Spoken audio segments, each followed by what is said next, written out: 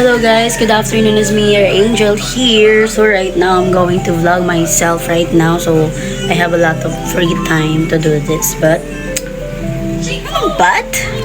ngayon na samahan niyo ako na gawin ng mga gawaing bahay na mga kailangan kong gawin sa araw na ito.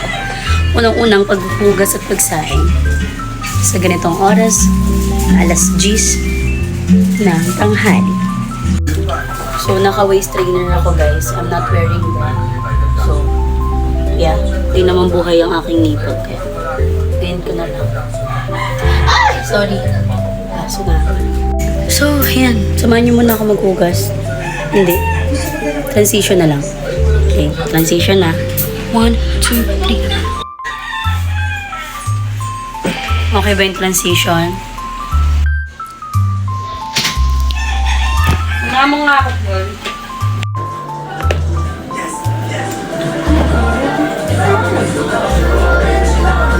Shoot kami, tigra, ka. Dami kong gagawin, guys, kasi sobrang kalat. Nakakainis, sobrang kalat ang bahay! Alam niyo ba bakit ko ginagawa ito? Kasi nagalit yung future asawa ko. Maligo rin kasi yun, guys. Masyado akong, alam mo yun, masyado akong hindi napakali. Gets nyo? Ayoko ikwento. Pero, yeah, I know my wrong. So, kapag talaga pumasok ka na ulit sa relationship, kailangan mong gumamit ng common sense. Common sense.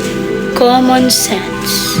Yung mga bagay na ayaw mong ginagawa sa'yo, mga bagay na gusto mong ginagawa sa'yo, you should learn from that so that your partner will not be mad or will not be overthink about something matter. So ngayon, samahan niyo muna ako kasi nagkikrave ako sa iced coffee. Ka-iced coffee muna ako. Ingay! So nagpainit lang ako ng water, mainit na tubig. Alam mo, tapos dito ko lalagay. Tapos, gamit tayo ng coffee stick. Samahan niyo ako.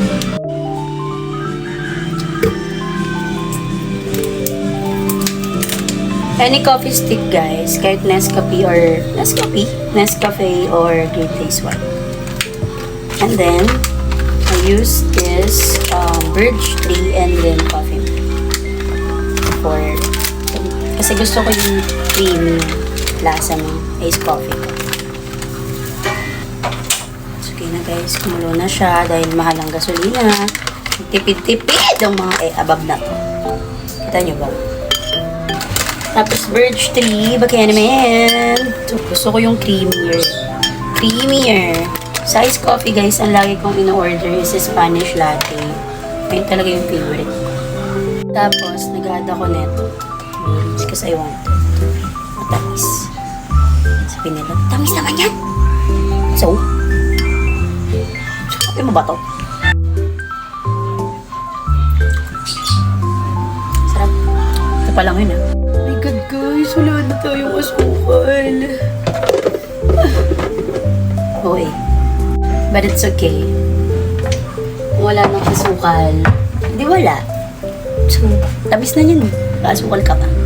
Tapos, dissolve na natin. Haluin niyo siya ng haluin hanggang mag-dissolve lahat ng nilagay niyo.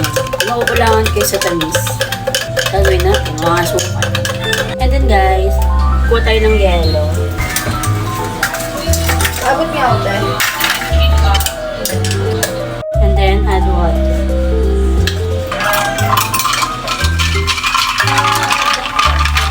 Ayan kasi. Ayan. Sarap.